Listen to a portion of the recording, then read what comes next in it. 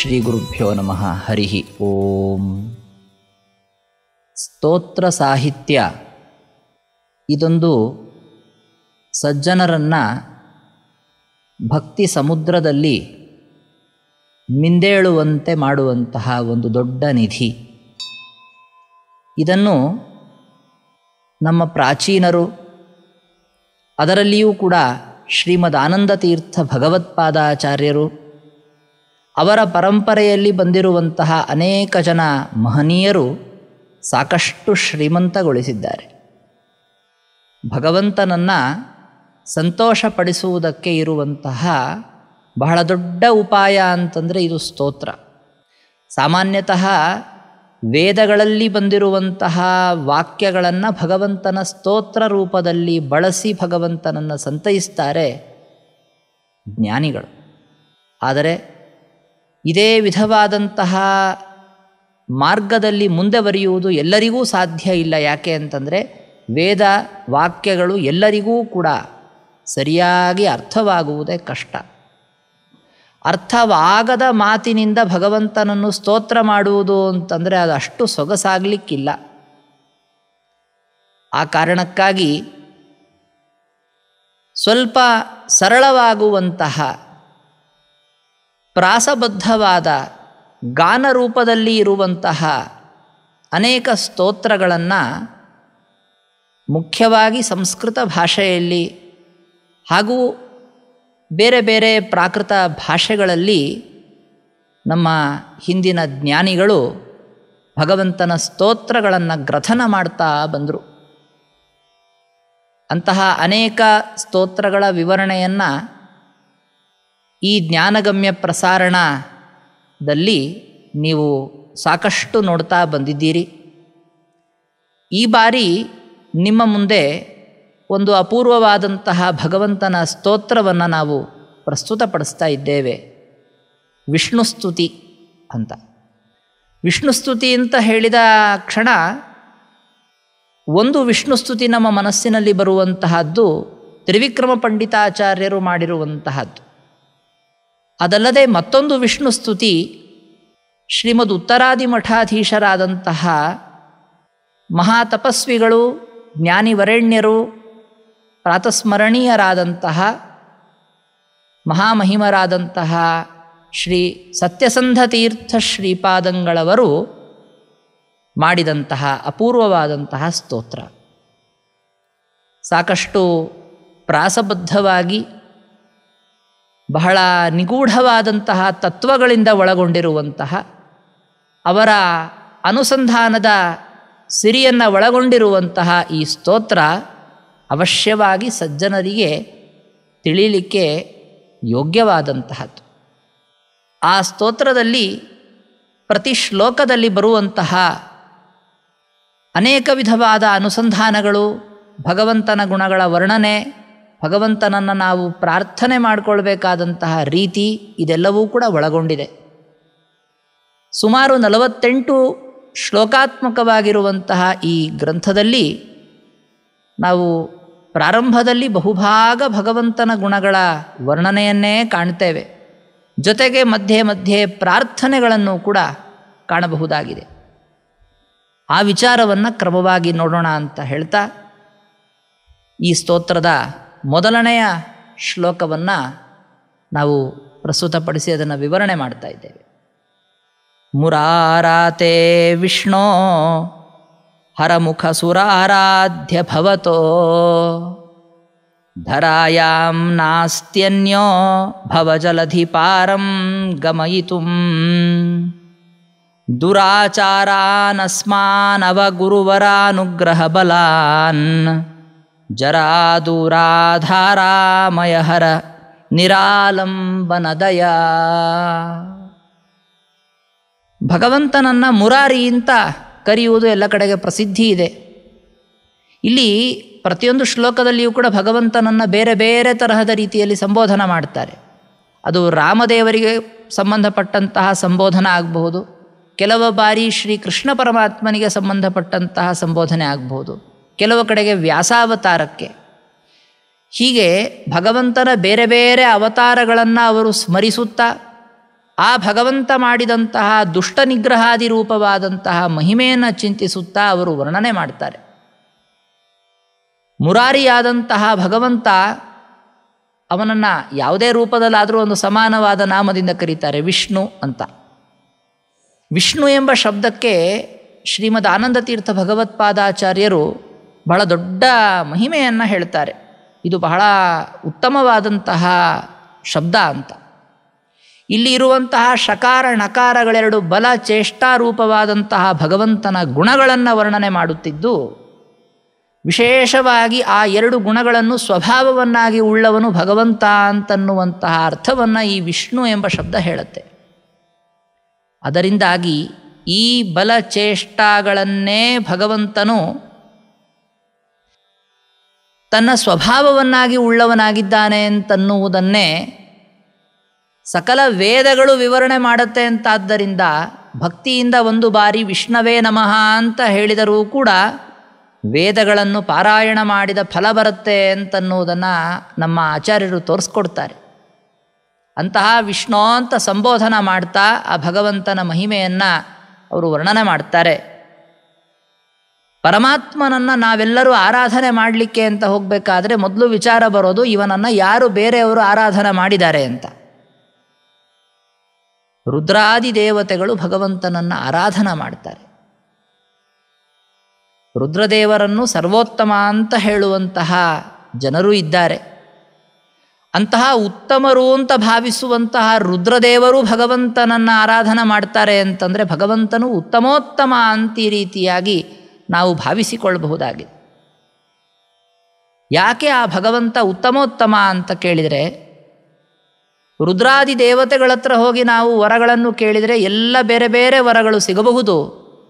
ಆದರೆ ಮಾತ್ರ ಮೋಕ್ಷ ಎಂಬಂತಹ ವರ ಇದೆಯಲ್ಲ, ಅದನ್ನು ಭಗವಂತ ಒಬ್ಬನೇ ಕೊಡಬಲ್ಲ, ಬೇರೆ ಇನ್ಯಾರೂ ಆ ವರವನ್ನು ಕೊಡಲಾರರು. ಭಾಗವತದಲ್ಲಿ ಸ್ಪಷ್ಟವಾಗಿ ಒಂದು ಸಂದರ್ಭದಲ್ಲಿ ಬರುತ್ತೆ ದೇವತೆಗಳು ಹೇಳುವಂತಹ ಮಾತು. ದೇವತೆಗಳು ಹೇಳ್ತಾರೆ, ಒಬ್ಬರಿಗೆ ವರವನ್ನು ಕೊಡುವಾಗ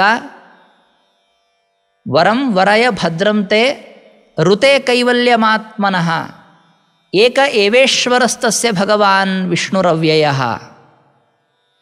ಮೋಕ್ಷ ಒಂದನ್ನು ಬಿಟ್ಟು ಬೇರೆ ಯಾವ ವರವನ್ನು ಬೇಕಾದರೂ ಕೇಳ್ಕೊಳ್ಳಿ, ನಾವು ಕೊಡ್ತೇವೆ, ಆದರೆ ಮೋಕ್ಷವನ್ನೊಂದನ್ನು ಮಾತ್ರ ಕೇಳಬೇಡಿ ಅಂತ ಹೇಳ್ತಾರೆ. ಆ ಮೋಕ್ಷಪ್ರದತ್ವವೆಂಬಂತಹ ಭಗವಂತನ ವಿಶಿಷ್ಟವಾದ ಮಹಿಮೆ ಇದೆಯಲ್ಲ, ಅದನ್ನು ವರ್ಣನೆ ಮಾಡ್ತಾರೆ ಸತ್ಯಸಂಧ ತೀರ್ಥ ಶ್ರೀಪಾದಂಗಳವರು. ಧರಾಯಾಂ ನಾಸ್ತಿ ಅನ್ಯಃ ಭವ ಜಲಧಿ ಪಾರಂ ಗಮಯಿತು. ಈ ಸಂಸಾರ ಸಮುದ್ರದ ಪಾರವನ್ನು, ಆಚೆ ದಂಡೆಯನ್ನು ನಾವು ತಲುಪಬೇಕು ಅಂತ ಹೊರಟಿದ್ದೇವೆ, ಆದರೆ ನಿನ್ನನ್ನು ಬಿಟ್ಟರೆ ಬೇರೆ ಯಾರೂ ಇಲ್ಲ ಈ ಭೂಲೋಕದಲ್ಲಿ ನಮಗೆ. ಆದರೆ ಭಗವಂತನೇ ಈ ಸಂದರ್ಭದಲ್ಲಿ ನಮ್ಮನ್ನು ಬಂದು ಕರುಣೆಯಿಂದ ರಕ್ಷಣೆ ಮಾಡಬೇಕು ಅಷ್ಟೆ. ಇನ್ನು ಯಾಕೆ ಕರುಣೆಯಿಂದ ರಕ್ಷಣೆ ಮಾಡುವ ಅಗತ್ಯ ಏನು? ಅಂಥದ್ದೇನಿದೆ? ಎಲ್ಲರನ್ನ ಸಂಸಾರದಿಂದ ಮೋಚನ ಮಾಡುವುದಕ್ಕೆ ಭಗವಂತ ಇದ್ದಾನೆ. ಹೌದು, ಇದ್ದಾನೆ. ಆದರೆ ಹಾಗೆ ಎಲ್ಲರನ್ನೂ ಭಗವಂತ ಬಂದು ಸಂಸಾರದಿಂದ ಬಿಡುಗಡೆ ಮಾಡೋದಿಲ್ಲ. ಅನೇಕ ಜನ ದುರಾಚಾರಿಗಳಿದ್ದಾರೆ. ಅಂತಹ ದುರಾಚಾರಿಗಳನ್ನು ಭಗವಂತ ಉದ್ಧಾರ ಮಾಡೋದಿಲ್ಲ. ಆದರೆ ಕೆಲವು ಸರಿ ಸ್ವಭಾವತಃ ದುರಾಚಾರಿಗಳಾಗಿರುವಂತಹ ದುರ್ಜನರಿರ್ತಾರಲ್ಲ, ಅವರ ಜೊತೆಗೆ ಸೇರಿಕೊಂಡಿರುವಂತಹ ಸಜ್ಜನರು ಕೆಲವರೇನಾದರೂ ದುರಾಚಾರಿಗಳಾದರೆ ಭಗವಂತ ಇದು ಅವರ ಸ್ವಭಾವ ದೋಷ ಅಲ್ಲ ಅಂತ ಪರಿಗಣಿಸಿ ಅವರನ್ನು ತಾನೇ ಸನ್ಮಾರ್ಗಕ್ಕೆ ತಂದು ಉದ್ಧಾರ ಮಾಡ್ತಾನೆ. ಇದು ಭಗವಂತನಲ್ಲಿ ಇರುವಂತಹ ದಯೆ. ನಿಮ್ಮ ಸ್ವಭಾವವೋ ಅಥವಾ ಸಹವಾಸ ದೋಷವೋ, ಒಟ್ಟಂತೂ ನಿಮ್ಮಲ್ಲಿ ದುರಾಚಾರ ಇದೆ, ನನಗೇನು ಮಾಡೋಕ್ಕಾಗೋದಿಲ್ಲ ಅಂತ ಭಗವಂತ ಕೈ ಬಿಟ್ಟಿದ್ದರೆ ಈ ಎಲ್ಲ ಭಕ್ತರು ನಿರಾಲಂಬನರಾಗ್ಬಿಡ್ತಾರೆ. ಆಲಂಬನ ಅಂದರೆ ಒಂದು ಆಶ್ರಯ. ಭಗವಂತನು ಈ ಸಂಸಾರ ಸಮುದ್ರದಲ್ಲಿ ನಮಗಾಗಿ ತನ್ನ ಪಾದವೆಂಬ ದೋಣಿಯನ್ನು ತೇಲಿಬಿಟ್ಟಿರ್ತಾನೆ. ಅದರಲ್ಲಿ ಹತ್ತಿ ಕುಳಿತು ಬಂದು ಭಕ್ತರು ದಡವನ್ನು ಸೇರಲಿ ಅಂತ. ಭಾಗವತದಲ್ಲಿ ಭಗವಂತನ ಪಾದವನ್ನು ಈ ಸಂಸಾರ ಸಮುದ್ರವನ್ನು ದಾಟುವ ದೋಣಿಗೆ ಹೋಲಿಸ್ತಾರೆ. ಭಗವತ್ ಪಾದ ಪೋತೋಸೌ ನಾಣ್ಯ ಪೋತ ಸಮೋಭವೇತ್. ಭಗವಂತನ ಪಾದವೆಂಬ ಈ ದೋಣಿ ಇದೆಯಲ್ಲ, ಪೋತ ಅಂದರೆ ದೋಣಿ, ಅದು ಬೇರೆ ದೋಣಿಗಳಂತೆ ಅಲ್ಲ. ಬೇರೆ ದೋಣಿ ಹೇಗೆ ಅಂದರೆ ಅದು ನಾವು ನದಿಯನ್ನೋ ಸಮುದ್ರವನ್ನೋ ದಾಟುವ ತನಕ ಅದು ದಾಟಿದ ಮೇಲೆ ಅದನ್ನು ಬಿಟ್ಬಿಡ್ತೇವೆ, ಅದು ಏನು ಬೇಕಾರಾಗಲಿ ಅಂತ. ಈ ದೋಣಿ ಅಂಥದ್ದಲ್ಲ. ನಾವು ಈ ಸಂಸಾರ ಸಮುದ್ರವನ್ನು ದಾಟಿದ ಮೇಲೂ ಕೂಡ ಅದೇ ದೋಣಿಯಲ್ಲಿ ನಾವಿರ್ತೇವೆ. ಅಂಥ ಅದ್ಭುತವಾದ ದೋಣಿಯನ್ನು ಭಗವಂತ ನಮಗೆ ಒದಗಿಸ್ಕೊಡ್ತಾ ಇದ್ದಾನಲ್ಲ, ಕೇವಲವಾಗಿ ನಮಗೆ ಯಾರು ಆಶ್ರಯರಿಲ್ಲ ಎಂಬುದನ್ನು ಗಮನಿಸಿ ನಮ್ಮ ಮೇಲಿರುವ ದಯೆಯಿಂದ ಒದಗಿಸ್ಕೊಡ್ತಾ ಇದ್ದಾರೆ. ತುಂಬ ಉತ್ತಮ ಸದಾಚಾರ ಸಂಪನ್ನರಾದಂಥವರು, ಜ್ಞಾನಿಗಳು, ಶಮದಮಾದಿ ಸಂಪನ್ನರು, ಸಾಕಷ್ಟು ಜನ ಜ್ಞಾನಿಗಳಿದ್ದಾರೆ. ಆದರೆ ಅವರನ್ನು ಉದ್ಧಾರ ಮಾಡುವ ಕ್ರಮ ಭಗವಂತನದ್ದು ಬೇರೆ ಇದೆ. ಆದರೆ ಅವರ ಮೇಲೆ ಭಗವಂತ ಯಾವ ತರಹದ ಪ್ರೀತಿಯನ್ನು ತೋರಿಸ್ತಾನಲ್ಲ, ಅದಕ್ಕಿಂತಲೂ ವಿಲಕ್ಷಣವಾದ ಹೆಚ್ಚಿನ ಪ್ರೀತಿಯನ್ನು ತನ್ನ ಈ ತರಹದ ಸಜ್ಜನರ ಮೇಲೆ, ದುರ್ಬಲರಾದ ದುರ್ಜನರ ಸಹವಾಸಕ್ಕೆ ಬಿದ್ದು ಹಾಳಾಗುತ್ತಿರುವ ಈ ಕಲಿಕಾಲದಲ್ಲಿರುವ ಸಜ್ಜನರ ಮೇಲೆ ಭಗವಂತನದ್ದು ವಿಲಕ್ಷಣವಾದ ಬೇರೆಯೇ ದಯೆ ಇದೆ. ಸತ್ಯಸಂಧ ತೀರ್ಥರು ಬಹಳ ಉತ್ತಮ ಸದಾಚಾರಿಗಳು, ಅವರು ಮಹಾಜ್ಞಾನಿಗಳು. ಆದರೆ ಅವರು ಲೋಕದಲ್ಲಿರುವ ಸಜ್ಜನರು ಯಾವ ರೀತಿಯಾಗಿ ದುರ್ಜನರ ಸಹವಾಸಕ್ಕೆ ಬಿದ್ದು ದುರಾಚಾರಿಗಳಾಗಿರ್ತಾರೆ ಅನ್ನೋದನ್ನು ಗಮನಿಸಿ ಅವರನ್ನು ತಮ್ಮ ಗುಂಪಿನಲ್ಲಿ ಸೇರಿಸಿಕೊಂಡು ನಾವೆಲ್ಲ ದುರಾಚಾರಿಗಳು ಎಂಬಂತ ಹೇಳ್ತಾ ಇದ್ದಾರೆ. ದುರಾಚಾರಾನ್ ಅಸ್ಮಾನವ ಅಂತ. ಆದರೆ ಅವರನ್ನು ದುರಾಚಾರಿಗಳು ಅಂತಾಗೋದಾಗಲಿ ಅಥವಾ ಅವರ ಗುಂಪಿನಲ್ಲಿ ಪ್ರಧಾನವಾಗಿರುವ ದೊಡ್ಡ ದೊಡ್ಡ ಜ್ಞಾನಿಗಳನ್ನು ದುರಾಚಾರಿಗಳು ಅಂತ ನಾವು ಭಾವಿಸೋದಲ್ಲ. ಜ್ಞಾನಿಗಳ ಸ್ವಭಾವ ಇದು.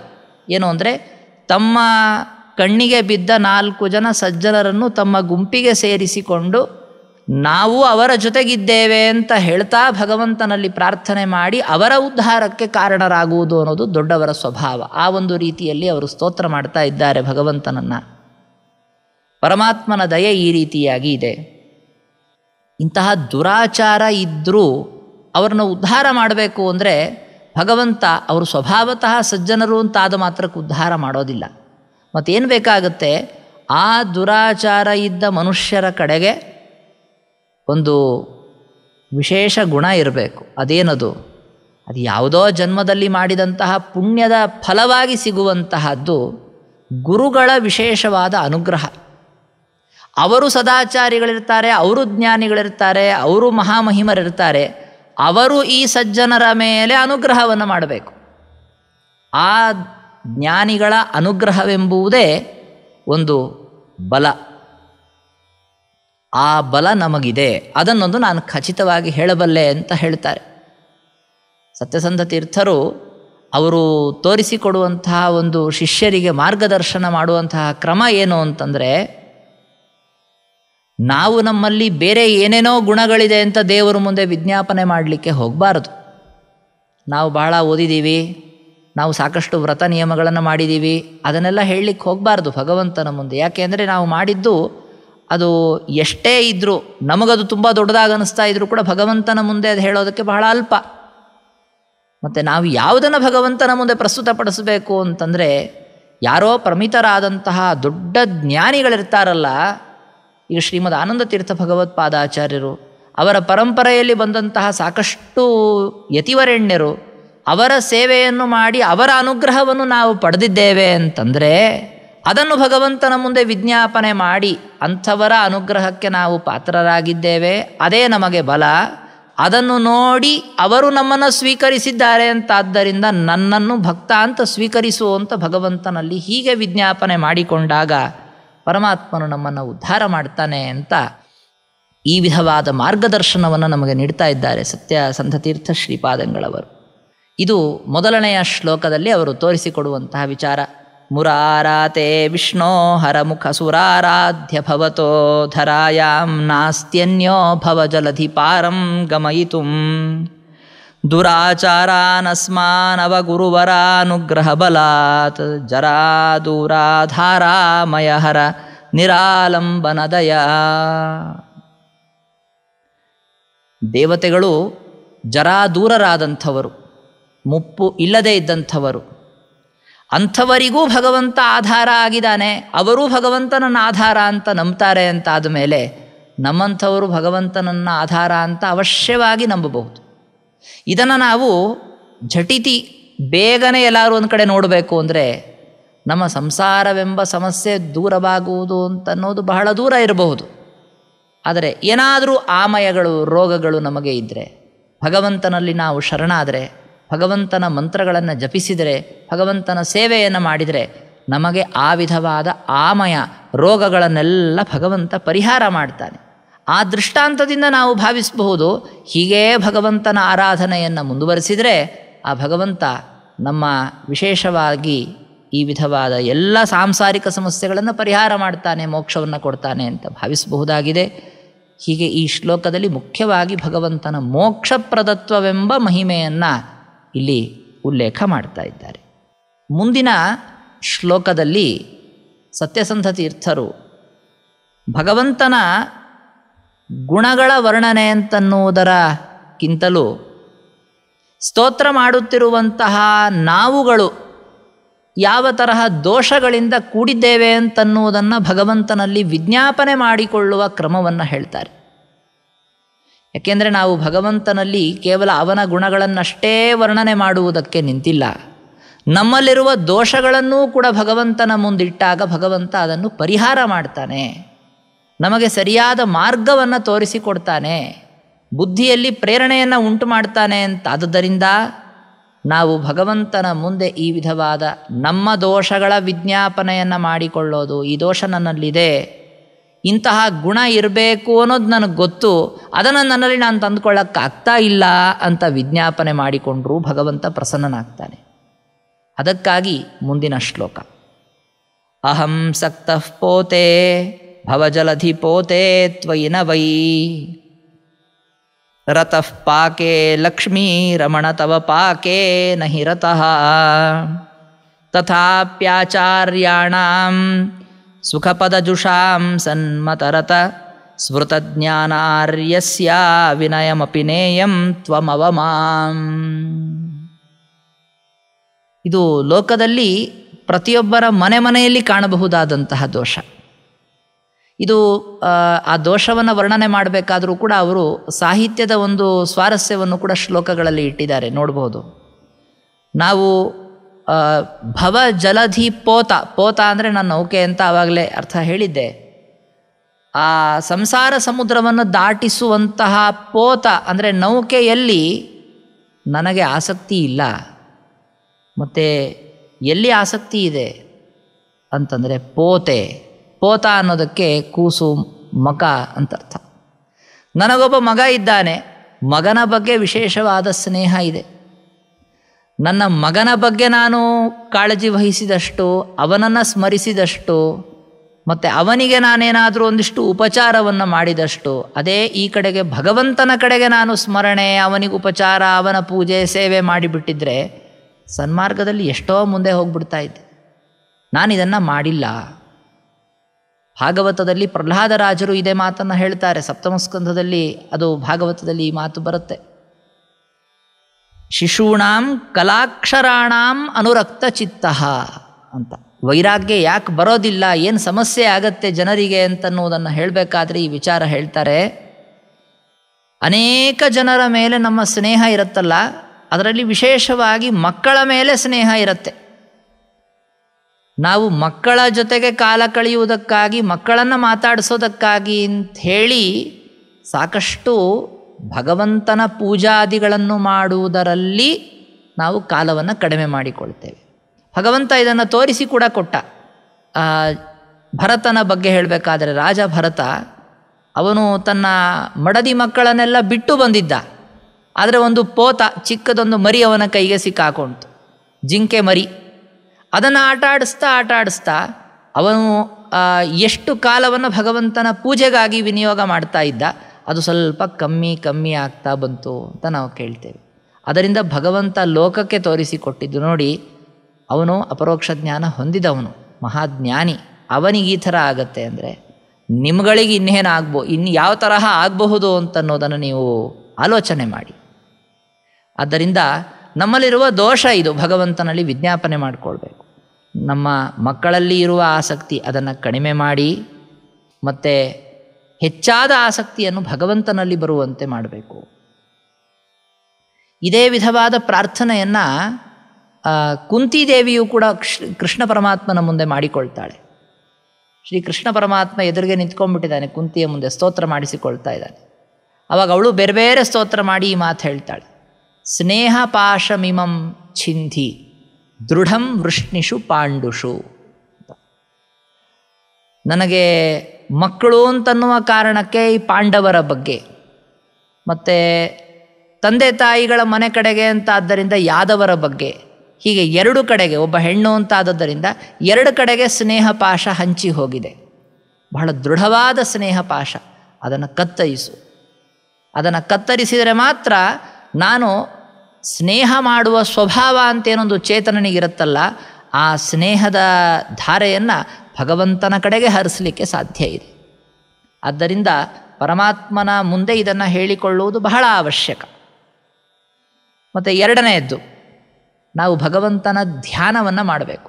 ಧ್ಯಾನದಲ್ಲಿ ಪಕ್ವತೆಯನ್ನು ಪಡಿಬೇಕು. ಪಕ್ವತೆ, ಪಾಕ ಎಲ್ಲ ಒಂದೇ. ಆ ತರಹದ ಪಾಕದಲ್ಲಿ ನಮಗೆ ಆಸಕ್ತಿ ಇಲ್ಲ. ನಮಗೆ ಎಲ್ಲ ಆಸಕ್ತಿ ಇದೆ, ಪಾಕದಲ್ಲಿ ಆಸಕ್ತಿ ಇದೆ. ಪಾಕ ಅಂದರೆ ನಮಗೆಲ್ಲ ಗೊತ್ತು, ಅಡಿಗೆ ಮಾಡೋದು, ಅದರಲ್ಲಿ ಬಹಳ ಆಸಕ್ತಿ ಇದೆ. ದೇವರ ಪೂಜೆಯನ್ನು ಮಾಡಬೇಕು, ದೇವರ ಧ್ಯಾನವನ್ನು ಮಾಡಬೇಕು. ಆ ಸಂದರ್ಭದಲ್ಲಿ ವಿಶೇಷ ಅನುಸಂಧಾನಗಳಿಂದ ಭಗವಂತನಿಗೆ ಅರ್ಚನೆ ಮಾಡಬೇಕು ಅಂತ ಬಂದರೆ ಅದನ್ನು ಬೇಕಾದರೆ ಚೂರು ಕಮ್ಮಿ ಮಾಡ್ತೀವಿ. 15 ನಿಮಿಷ 20 ನಿಮಿಷದಲ್ಲಿ ಪೂಜೆ ಮುಗಿಸೋದಕ್ಕೆ ಯತ್ನ ಮಾಡ್ತೇವೆ. ಆದರೆ ಅಡುಗೆಗೆ ಹಾಗೆ ಮಾಡಬೇಕು, ಏನೋ ಒಂದು ಅಡುಗೆ ಆದರೆ ಆಯಿತು, ದೇವರ ಪೂಜೆ ಚೆನ್ನಾಗಿ ಆಗಬೇಕು ಅಂತ ಆಲೋಚನೆ ಮಾಡ್ತೀವಾ? ಇಲ್ಲ. ಅಡುಗೆಯಲ್ಲಿ ವಿಶೇಷ ಆಸಕ್ತಿ ವಹಿಸಿ ಅದರ ಎಲ್ಲ ವಿಧವಾದ ನಮಗೆ ರಸಗಳು ಇರುವಂತೆ ಮಾಡ್ಕೊಳ್ತೀವಿ. ಆದರೆ ಭಗವಂತನ ಪಾಕದಲ್ಲಿ ಮಾತ್ರ ಆಸಕ್ತಿ ಇಲ್ಲವಲ್ಲ, ಇದು ನಮಗೆ ಸಮಸ್ಯೆ. ಆದರೂ ಹೀಗೆ ಸಮಸ್ಯೆ ಇದೆ ಅಂತ ನಾನು ಹೇಳ್ಕೊಂಡಿದ್ದಕ್ಕೆ ನಮ್ಮನ್ನು ಬಿಟ್ಬಿಡ್ಬೇಡ. ಒಂದೇ ಒಂದು ನನ್ನ ಗುಣ ಇದೆ. ಏನದು ಗುಣ? ಹಿಂದಿನ ಶ್ಲೋಕದಲ್ಲಿ ಹೇಳಿದಂತಹದ್ದೇ, ಗುರುಗಳ ಒಂದು ಶಿಷ್ಯತ್ವವನ್ನು ಪಡೆಯುವ ಭಾಗ್ಯ ನನಗೆ ಬಂದಿದೆ. ಅದು ಎಂಥವರು ನಮ್ಮ ಗುರುಗಳು? ಸತ್ಯಸಂಧ ತೀರ್ಥರ ಗುರುಗಳು ಅಂತಂದರೆ ಸತ್ಯಬೋಧ ತೀರ್ಥರು ಅಂತ ನಾವು ಕೇಳ್ತೇವೆ. ಸತ್ಯಬೋಧ ತೀರ್ಥರು ಅವರಿಗೆ ಯಾಕೆ ವಿಶೇಷವಾದಂತಹ ಬೆಲೆ? ಭಗವಂತ ಯಾಕೆ ಸತ್ಯಬೋಧರಿಗೆ ಬೆಲೆ ಕೊಡ್ತಾನೆ ಅಂತ ಕೇಳಿದರೆ, ನಮ್ಮ ಆಚಾರ್ಯರು ಬಹಳ ದೊಡ್ಡವರು, ಶ್ರೀಮದ್ ಆನಂದ ತೀರ್ಥ ಭಗವತ್ಪಾದಾಚಾರ್ಯರು. ಅವರ ಹೆಸರಿನಲ್ಲೇ ಆನಂದ ಸೇರಿಕೊಂಡ್ಬಿಟ್ಟಿದೆ. ಅವರನ್ನು ಅವಲಂಬಿಸಿದವರಿಗೆಲ್ಲರಿಗೂ ಆನಂದವಾಗುತ್ತೆ. ಅವರ ಮತವೆಂಬುದು ಬಹಳ ನಿರ್ದುಷ್ಟವಾದ ಮತ. ಆ ಮತದ ನಿರ್ದುಷ್ಟತೆಯನ್ನು ಮನಗಂಡು ಅದನ್ನು ಆಸ್ವಾದನ ಮಾಡ್ತಾ ಅದರಲ್ಲಿಯೇ ಕಾಲ ಕಳೆಯುವಂತಹ ಮಹಾನುಭಾವರು ನಮ್ಮ ಗುರುಗಳು. ಆದ್ದರಿಂದ ಅವರ ಶಿಷ್ಯ ನಾನು. ಅವರ ಶಿಷ್ಯ ಅಂದರೆ ಹೇಗೆ? ಶಿಷ್ಯನನ್ನು ವಿನೇಯ ಅಂತ ಕರೀತಾರೆ. ಆದರೆ ನಾನೆಂಥವನು ಅಂತಂದರೆ ನನ್ನನ್ನು ನೇಯ ಅಂತ ಕರಿಬಹುದು. ಅಂದರೆ ನನ್ನನ್ನು ಅವರೇ ಕರೆದುಕೊಂಡು ಹೋಗಲಿಕ್ಕೆ ಯೋಗ್ಯನಾದವನು ಅಂತ. ಅವರು ನನ್ನನ್ನು ಕರ್ಕೊಂಡು ಹೋಗಬೇಕು ಅಂತ, ಬಾರಪ್ಪ ನಿನ್ನ ಮುಕ್ತಿಯ ಮಾರ್ಗದಲ್ಲಿ ಕರ್ಕೊಂಡು ಹೋಗ್ತೀನಿ ಅಂತ ಅವ್ರು ನನ್ನ ಕರ್ಕೊಂಡು ಹೋಗ್ತಾ ಇದ್ದಾರೆ. ಶಿಷ್ಯನಿಗೆ ವಿನಯ ಅಂತ ಕರೆಯುವಾಗ ಅವನಲ್ಲಿರುವಂತಹ ವಿನಯವೆಂಬ ಗುಣವನ್ನು ಎತ್ತಿ ತೋರಿಸುತ್ತೆ ಆ ಶಬ್ದ. ಅವನು ಹೇಗಿರಬೇಕು? ಗುರುಗಳ ಜೊತೆಗೆ ವಿನಯದಿಂದ ಇರಬೇಕು. ಆದರೆ ನನಗೆ ಹೇಳಬೇಕು ಅಂತಂದರೆ ಅಂತಹ ವಿನಯವೂ ಇಲ್ಲ. ಭಗವಂತನನ್ನು ಸಂತೋಷಪಡಿಸೋದಕ್ಕೆ ಬೇಕಾಗೋ ಭಕ್ತಿ ಇಲ್ಲ, ಈ ಕಡೆ ಗುರುಗಳ ಹತ್ರ ಇರಬೇಕಾದ ರೀತಿಯಲ್ಲಿ ವಿನಯವೂ ಇಲ್ಲ. ಆದರೂ ಅವರು ಬಲವಂತವಾಗಿ ನನ್ನನ್ನು ಉದ್ಧಾರ ಮಾಡಬೇಕು ಅಂತ ನನ್ನ ಮೇಲೆ ಕೃಪಾ ಕಟಾಕ್ಷ ಇಟ್ಟಿದ್ದಾರೆ. ಅದೇ ಒಂದು ಕಾರಣಕ್ಕೆ ಅವರಿಗೆ ಬೆಲೆ ಕೊಟ್ಟಾದರೂ ಚಿಂತೆ ಇಲ್ಲ, ನನ್ನನ್ನು ಉದ್ಧಾರ ಮಾಡು, ನನ್ನನ್ನು ರಕ್ಷಣೆ ಮಾಡು ಅಂತ ಸತ್ಯಸಂಧ ತೀರ್ಥ ಶ್ರೀಪಾದಂಗಳವರು ಪ್ರಾರ್ಥನೆಯನ್ನು ಮಾಡ್ತಾರೆ. ಹೀಗೆ ಈ ಪ್ರಾರ್ಥನೆ ಮುಂದುವರಿಯುತ್ತೆ, ಭಗವಂತನ ಸ್ತೋತ್ರವೂ ಕೂಡ ಮುಂದುವರಿಯುತ್ತೆ. ಈ ಜ್ಞಾನ ಸೇವೆಯನ್ನು ವರ್ಷಾ ಸೋಮಶೇಖರ್ ಅವರು ಮಾಡಿದ್ದಾರೆ. ಅವರಿಗೆ ಭಗವಂತ ವಿಶೇಷವಾದ ಅನುಗ್ರಹವನ್ನು ಮಾಡಲಿ ಅಂತ ಪ್ರಾರ್ಥನೆ ಮಾಡ್ತಾ ಈ ಭಾಗವನ್ನು ಇಲ್ಲಿಗೆ ಮುಗಿಸ್ತಾ ಇದ್ದೇವೆ. ಶ್ರೀಕೃಷ್ಣಾರ್ಪಣಮಸ್ತು. ಹರೇ